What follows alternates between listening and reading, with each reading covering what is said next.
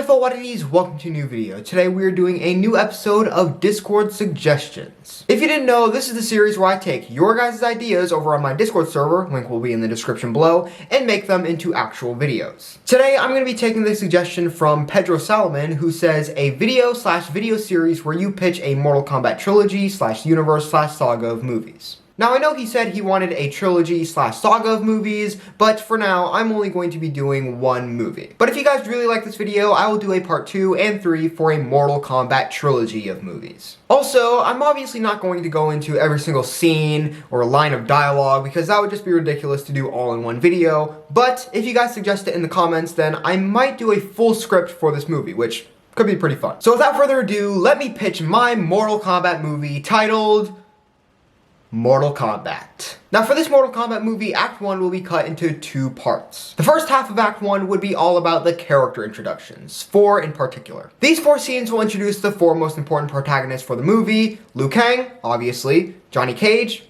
obviously, Sonya Blade, obviously, and not so obviously, Bi-Han Sub-Zero. Now when it comes to Mortal Kombat 1 adaptations, Bi-Han tends to get the short end of the stick. Mortal Kombat 1995 didn't have any lines and was killed by a bucket of water. Mortal Kombat Scorpion's Revenge had like 1 line as the actual Bi-Han and then was killed. Mortal Kombat 2021 wasn't even a Mortal Kombat 1 adaptation, so it doesn't count. I don't even know why I said that. Though he was really cool in Mortal Kombat 2021. He's still bad though. And seeing as we're probably never going to get an adaptation of Mortal Kombat mythology Sub-Zero, I would like to have Bi-Han have a little bit more character development in this movie, so that's why he's one of the main characters. And then the second half of Act 1 would be the boat scene. Ah yes, you can't have a Mortal Kombat 1 adaptation without the boat scene. It's pretty iconic now, ever since the original John Tobias comic. This scene would introduce 4 other characters for the movie: Kano, Kung Lao, Raiden, and Shang Tsung. Now some people might be saying, wait a second, Kung Lao was not in Mortal Kombat 1, and you'd be correct. But for my version of the story, he's a very important character, and I don't think it would work as well without him. This scene would be a chance for all of the characters to interact and meet up. For example, Kung Lao and Liu Kang, in my version of the story, wouldn't have seen each other for quite a long time, so they get to catch up while on the boat. Johnny Cage, of course, tries to hit on Sonya and fails. Kano also teases Sonya for the fact that she can't kill him because if she does, then that'll kind of jeopardize Earthrealm's entire chance of winning the tournament.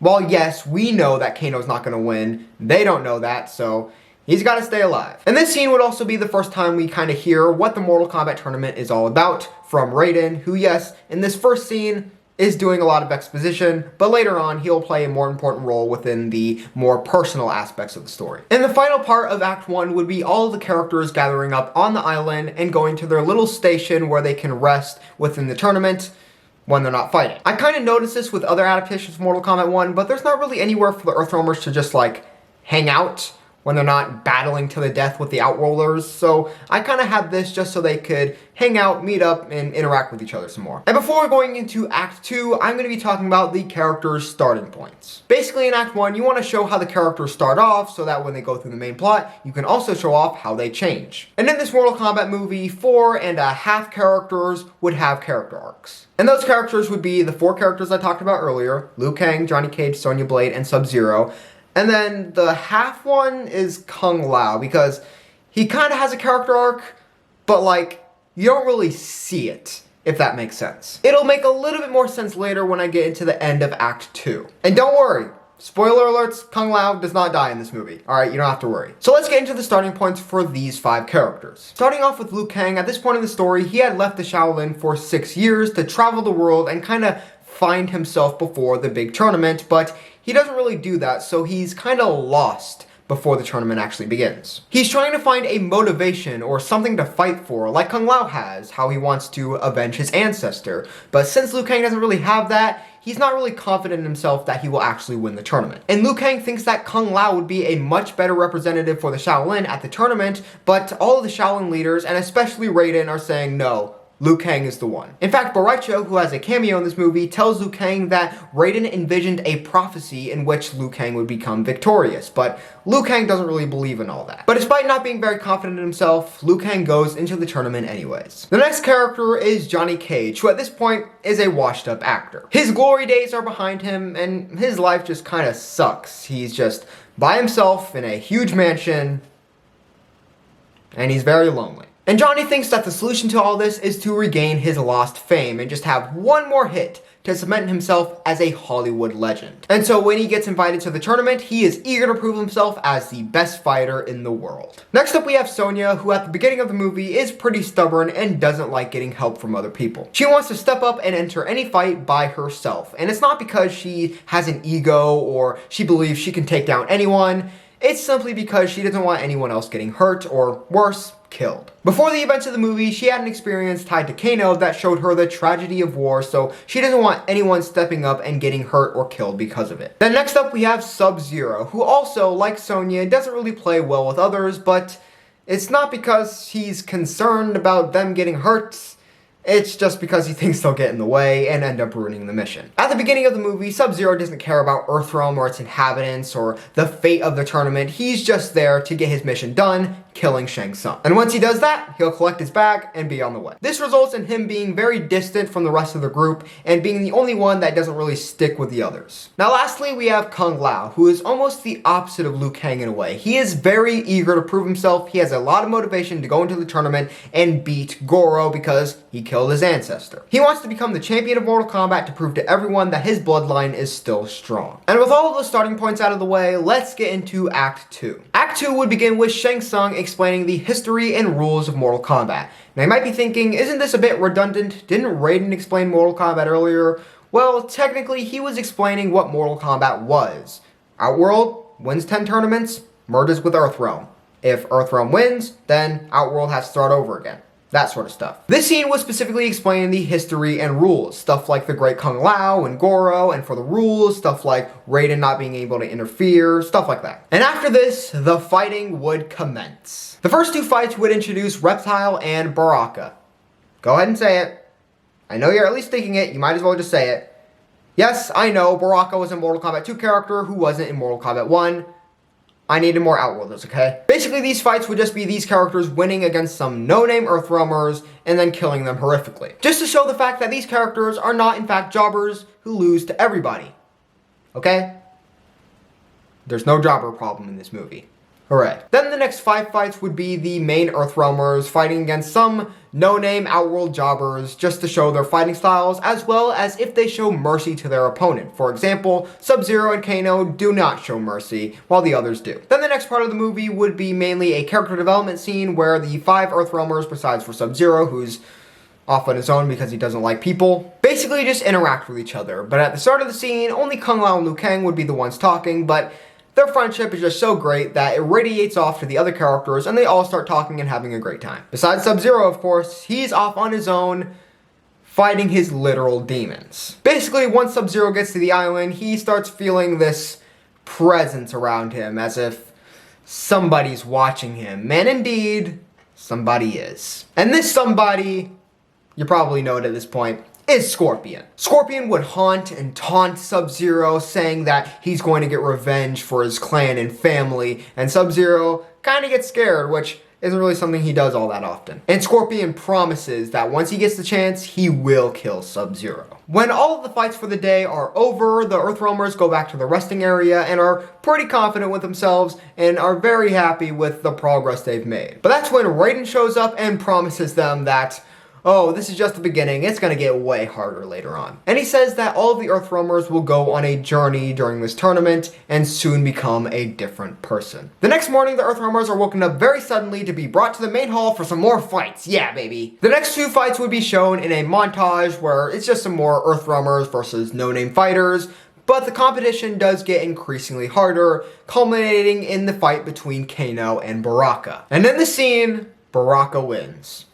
Told you he's not a jobber. But Baraka does not kill Kano as he is told to spare him by Shang Tsung, who wants all of the Earthrealmers to live to see their world fall. This is just an excuse to have none of the Earthrealmers die. And after this first loss for the characters, they start to lose a little faith. And after all of the fights for the day are over, all of the characters kind of go their own separate ways, kind of doing their own thing. Liu Kang goes off to meditate, Kung Lao goes to the cafeteria, and Johnny and Sonya stay in the resting room where all of the Earthrealmers hang out. But while they're on their own, they are attacked by 3 assassins. Liu Kang is attacked by Katana, Kung Lao is attacked by Melina, and Johnny and Sonya are attacked by Jade. All of the Earthrealmers manage to prevail, and they tell Raiden of the assassination attempts, and he gets very angry. He confronts Shang Tsung about it, but Shang says that since none of the Earthrealmers were killed or harmed, there's really no need for action. Then he sarcastically asks where Sub-Zero is. And then all of the Earthrealmers kind of panic because, oh shoot, Sub-Zero, we haven't seen him at all. If we got attacked by assassins, he's also probably getting attacked, so they rush to find him. And when they do find out where he is, he's being attacked by Scorpion, and they help him, which makes Sub-Zero trust them a little bit more. So he starts sticking by them, and now all of the Earthrealmers are a team. Let's go. The next scene I want to talk about is a scene where the rest of the fighters are sleeping, but Johnny and Sonya stay up together. This is the part where they kind of open up to one another, and you can see how the characters change a bit more. Johnny tells Sonya that being on an island where pretty much no one knows who he is was actually kind of refreshing, and he realized he didn't really like all of the fame and would rather be alone with her. And Sonya opens up to the experience that made her hate Kano. I'm kind of doing a little lore change here. Generally, Kano killed Sonya's partner, but I also noticed that Sonya also has a dead dad, and so I just kind of merged those 2 characters together, so now Kano killed Sonya's dad. And this same experience also caused Jax to lose his arms and caused the burns that Cabal got. When Johnny hears about all this, he promises to Sonya that they'll beat up Kano after the tournament together. The next morning, Johnny wakes up, stretches, then looks in front of him to see that Kano is there, and he shoots a laser through his abdomen. This makes all of the other Earthrealmers wake up, but the first one to get to Kano is Sonya, and she defeats him. But when Shang Tsung comes in and learns about all of this, he doesn't seem too surprised, and he declares Johnny as being unfit to continue fighting. Raiden gets very angry at this, knowing that Shang Tsung was the one who hired Kano, but he has no proof of that really, so Shang Tsung just says, hey, he was on Earthrealm's side, fighting within your own realm, not illegal, so too bad. Raiden is very frustrated about this, but there's not really anything he can do because they don't have any proof that Shang Tsung hired Kano. And the rest of the Earthrealmers fight as planned for the day, but the competition is way stronger. Sub-Zero fights Reptile, but he keeps seeing these visions of Scorpion and he gets paranoid and it distracts him enough so that Reptile prevails. Not a jobber. Sonya then fights Baraka, and once again, Earthrealm's side loses. So now the only fighters left are Liu Kang and Kung Lao. Liu Kang takes on Baraka, while Kung Lao takes on Reptile, and they both win. And there's only one more Outworld fighter left. Goro. In previous scenes of the movie, Goro was lurking around in the shadows, just kind of in the background, and Johnny Cage even noticed him one time and is like, what the heck is that? And Kung Lao explained, oh, that's Goro, he killed my ancestor. I'm gonna kick his butt. So with Goro being the final boss, both Liu Kang and Kung Lao have a chance to challenge him.